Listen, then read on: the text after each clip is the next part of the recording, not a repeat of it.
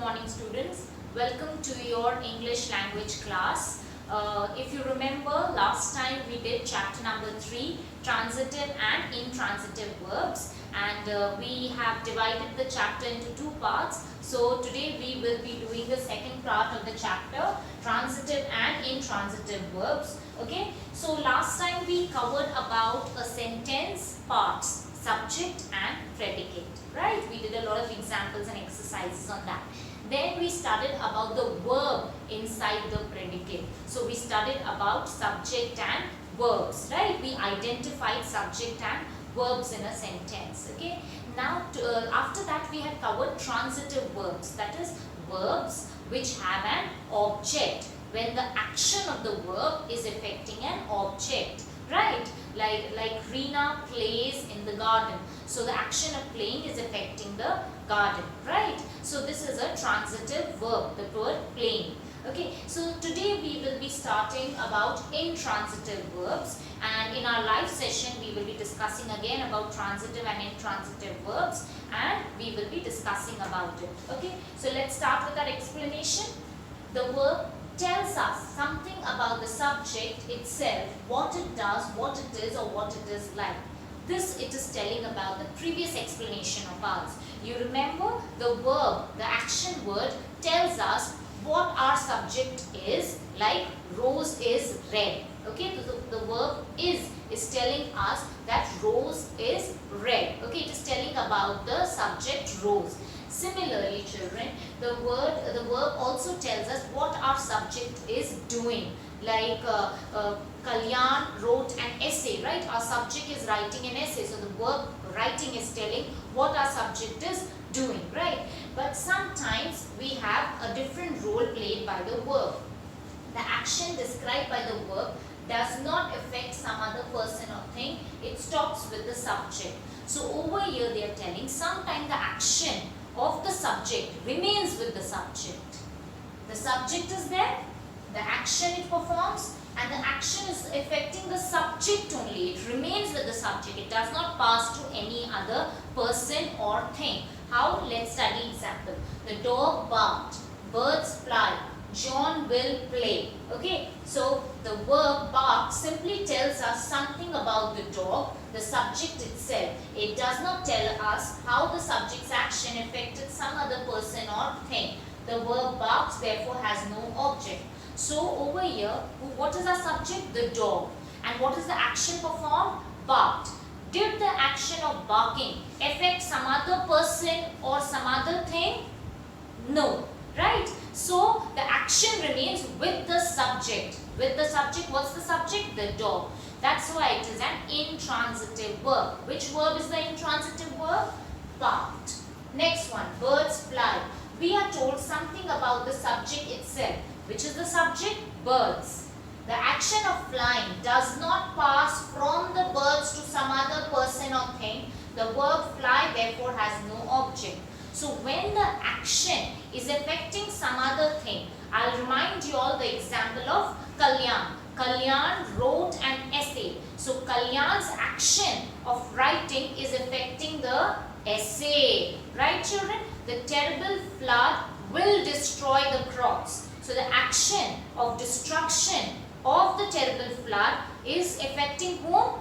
The crops. Okay? But over here we have no other person or thing. Right? So the action is not affecting any other person or thing. So that's why it is an intransitive verb. The action is remaining with the subject only.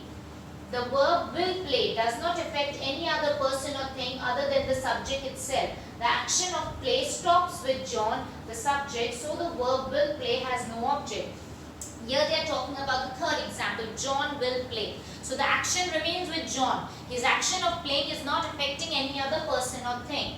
So a verb which does not have an object is known as intransitive verb. So these intransitive verbs over here, barked, fly, will play, have no object. So they are intransitive verbs.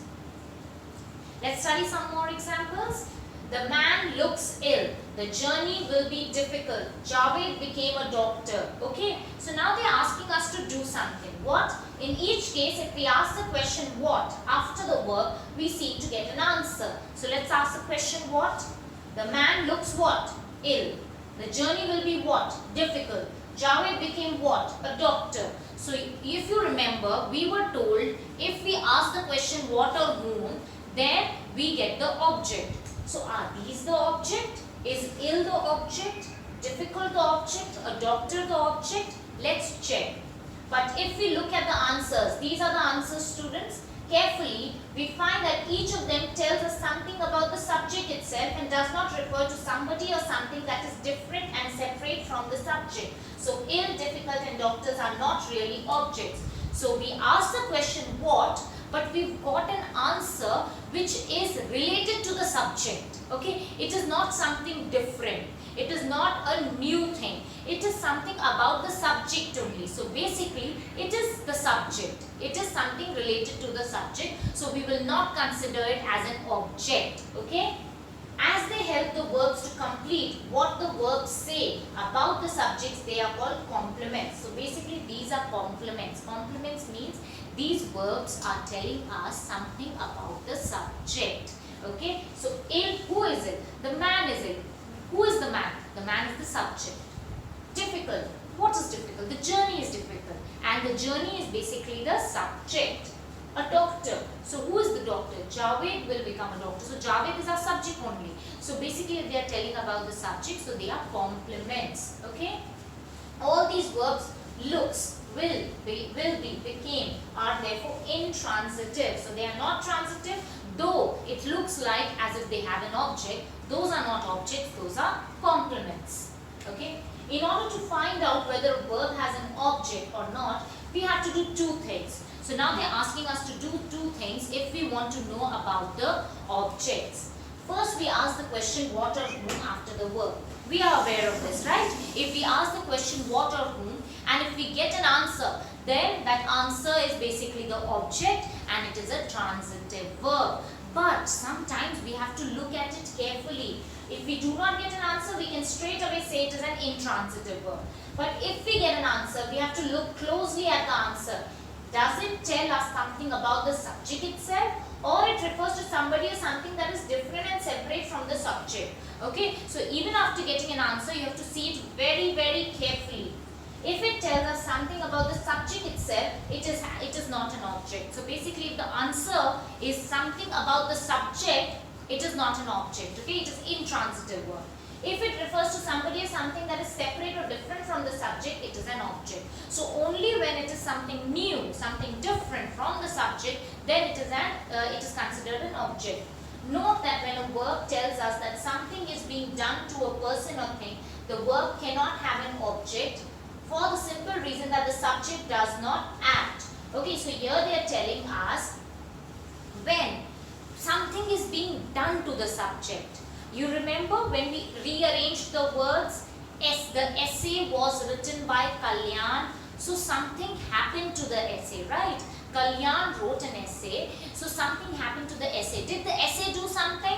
No. So in such cases, children, when the subject is being affected and the subject is not doing anything, is inactive, in that case, it will never have an object. Okay? Why will it not have an object? Because simple reason that the subject does not act. Our simple reason is that the subject is inactive. So when such a case is there, when something is happening to the subject, then straight away we will say it has no object, it is an intransitive verb.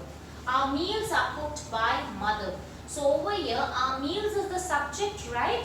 So the meals are getting affected. Who is affecting the meals? Mother, because mother is cooking, right? So the mother's action of cooking is affecting the meals. So are the meals doing anything, children?